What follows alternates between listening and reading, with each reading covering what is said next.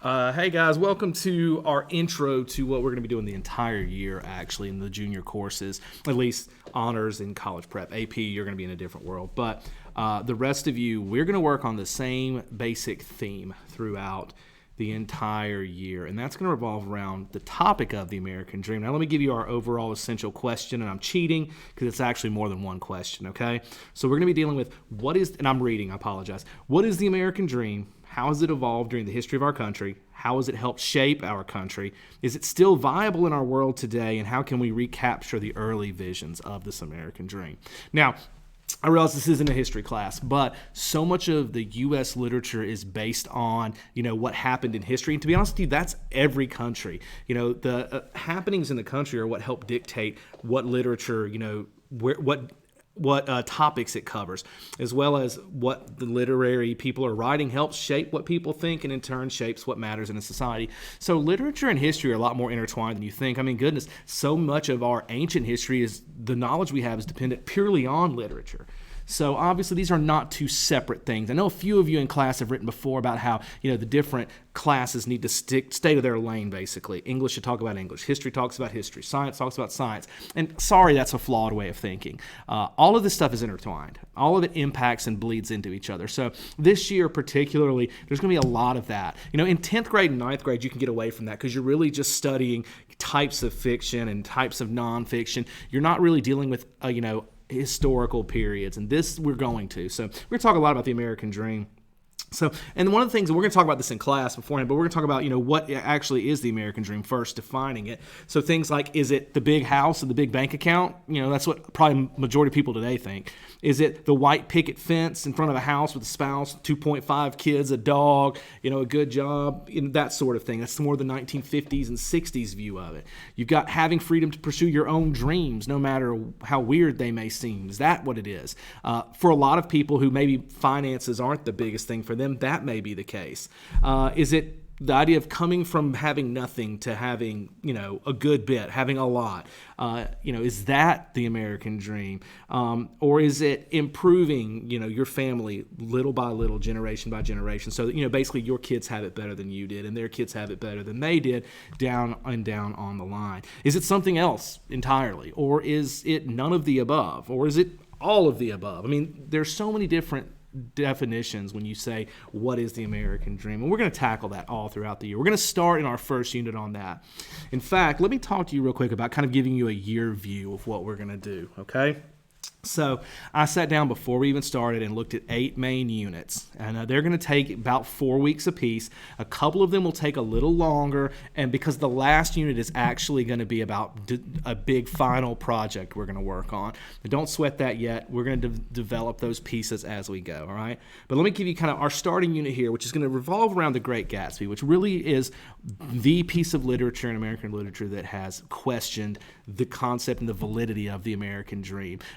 Fitzgerald wrote this back in the 1920s. In fact, he's the man who kind of coined the Roaring Twenties image. And this book, takes all of that and puts the question of, is this really what America is about? And, it has definitely brought up the idea that maybe the American dream that we had back when our forefathers came is not really the same thing it is now. So we're going to start with that. So our first unit is going to be, how do we define the American dream? We're going to use The Great Gatsby, and all of my classes read it, so we're going to do that. And we're also going to use the early writing of our country, the 1600s, the early 1700s. We're going to look at what the people who founded the United States, what they saw as the American dream, based on what we're going to interpret their writings to see what we think they thought was important. But then unit 2, which will be the second half of first quarter, we're going to look at how did people live out the early versions of the dream and how did it shape our country. So when our country was still young, what were the goals that really pushed it? That's going to be mainly our early 1800s writing. Okay, a lot of when America really becomes, a literary, force, because, really in the 16 and 1700s, you don't have a lot of strong writers. You had strong writers like Jefferson and, Hamilton and, goodness, there were so many of our founding fathers that were strong writers. So, but they were writing political stuff. This wasn't so much like writing poetry and fiction. Really, we come into our own there in the 1800s. It takes us a little while to get on the scene.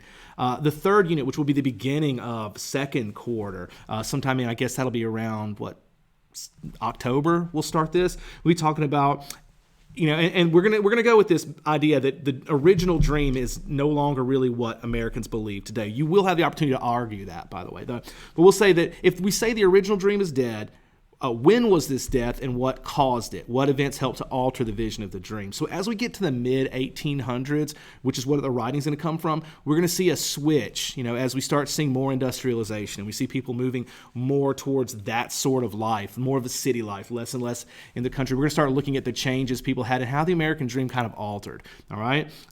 Remember now, when we say that the dream died, it doesn't mean that America's, useless and that, nothing about this place is real. That's not the point we're making. We're saying that original dream, which hopefully we're going to define in first quarter, all right? So then the second half and leading up to Christmas, we're going to be talking about what about those who can't participate in the dream because of things like financial issues or, physical issues. We're going to look at, particularly the CP class. You guys are going to read of Mice and Men, which is a very short book, but definitely shows us what happens when people are some way, unable to even chase after the dream. What happens to them? How do we deal with them? And there is going to be a social aspect of this unit, okay? And hopefully you guys, as a Christian school, we should care about people who are less fortunate, and we should find ways to help them. So we're going to look at that. Honors class, you'll be reading The Grapes of Wrath, which is a book by the same guy that wrote of Mice and Men, but again, we're going to be dealing with people coming out of tragic situations where they don't have the resources really to go after the American dream. So what happens to them? We'll also be looking at early writings of the 1900s, particularly stuff that looks at things like the Great Depression when people are really struggling and what happens to the American dream at that point. Positives and negatives, to be honest with you. All right. Then our next unit will be who is entitled to the dream. We say everyone, but do we really feel that way? Okay. And this one's going to be where we get into even more contentious ground. And I want you guys to know that that's not a bad thing. We're going to talk a lot about how to have proper argument and how to have a proper discussion with someone. But we're going to look particularly at how, the dream hasn't always been available to people of, we talked about in the previous unit, we were going to talk about socioeconomic status, but in this one we will talk about the racial quality of it and how that's been a big issue in our country, all right? And guys, you can't avoid U.S. literature without that becoming an issue. I realize that racial things are a hot button issue in our country today. Hot button issues need to be discussed. They don't need to be just left alone and we'll all be polite and not talk about it, because that's not what's happening when we're outside of a classroom. People are talking about it. People are saying tons of things that are incorrect, and we want to be educated people. So we're going to talk a lot about that. CP, you'll be reading a book called Gathering of Old Men during that time. And Honors, you'll be reading a book called Fences, which recently was made into a movie. Will Smith was in. Really good stuff. We're also going to be discussing the Harlem Renaissance period, as well as the 1900s, the mid-1900s readings, okay? So then we've got, I believe this one's going to be Unit 6. I think it's a 6. It says, why the disillusionment with the dream as we entered the 20th century? Why has this continued up to our modern era? So really we're going to look at that 20th century writing about what happened to really kind of cause us to really steer negative in our views about not just, the American dream, but just life in general. And you know your history. You know what happens in the first, little bit of the 1900s. Let's say the first half. You're going to have the Great Depression. You're going to have World War I. You're going to have World War II. A lot of really bad stuff happens. It really colors people's view of the world. We're going to talk about that. CP, at this point, you're going to read a book called Alas, Babylon. And Honors, you're going to read Death of a Salesman, a play. All right? And then again, we're going to look at the mid to late 1900s writing there as well. All right, then the last two units are going to deal with what's coming. All right? So Unit 7 will be about what is the future of the dream. And can it survive? All right. So where is it going? Are these ideas that we established back in Unit 1, are they still possible to continue? In that, we're going to be looking at modern 21st century writing. So we have a limited, like 20 years, and still a pretty good bit of material we can cover. And we're going to look at what people are saying about it and things like that. Now, our final unit is going to be called How Do We Redefine the Dream to Fit Our Modern World? And this is where we're going to do a project, okay? And we're going to talk more about it later. But that's going to be it'll probably be more like 2 to 3 weeks because of exams that we're going to be covering that. But we're going to really start pushing towards, where the dream is headed. All right.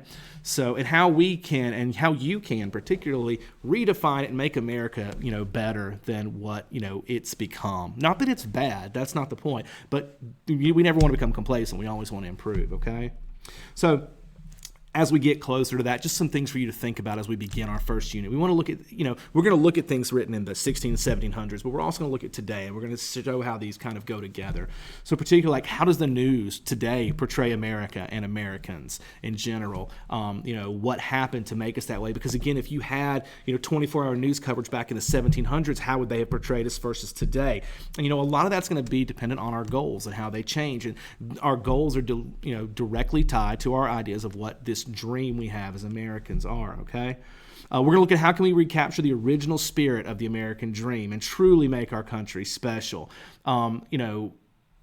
You look at our world today, and America doesn't hold the place it used to. People don't see it as this, amazing place that they all strive to get to. I know a lot of you may feel that way, but a lot of people in the world are not, I want to move to America and become an American. A lot still do, but there's a lot that don't. And, what we were, in the 17, 18, 1900s is changing, and we want to look at that.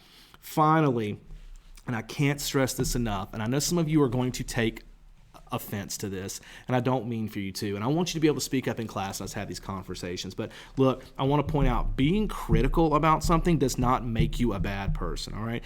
Being critical about things that happen in your country does not make you, anti-America. It doesn't make you any less of a patriot. In fact, in my opinion, and in the opinion of many, great writers throughout the history, including our forefathers, being critical is necessary to being a good patriot, all right? What if our forefathers had decided not to question England and the monarchy and just left it as it is and just said, well, we're good British people, the end? I mean, we would still, our country wouldn't be where it is today, that's for sure.